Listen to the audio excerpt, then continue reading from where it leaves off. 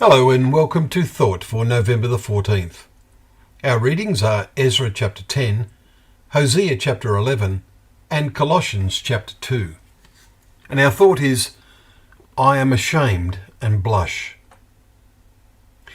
In ancient times, every city had walls to keep out the enemies. If you know where to look, you will find remnants of them preserved in nearly every old city in England. Now the Jews' first task on returning from captivity had been to rebuild the temple. This, after hindrances lasted some years, they achieved. But their vision and their responsibility as the people of the living God was limited. It had been focused simply on rebuilding the temple. Today, in completing reading the book of Ezra, we learn that the lack of city walls had allowed easy access to another kind of enemy. And Ezra's heart is broken when he realizes this after he arrives. He makes an impassioned prayer to God about the damage this enemy had done. But it is not a physical damage. I arose from fasting, Ezra writes, with my garment and cloak torn, and fell upon my knees and spread out my hands to the Lord my God, saying, "O my God, I am ashamed and blush to lift my face to you." Chapter 9, verses 5 and 6.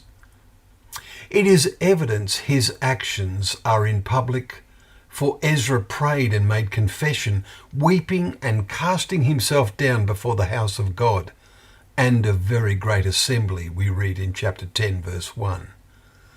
The exiles that had returned had freely mixed with the idol-worshipping people of the land, and many marriages with them had recently taken place.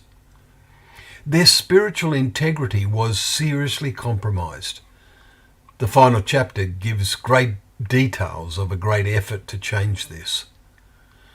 Now, we do not have city walls, but we need the same spiritual awareness as Ezra. We need spiritual walls and gates that can be shut. God's word provides the spiritual defences, but do we know how to use them?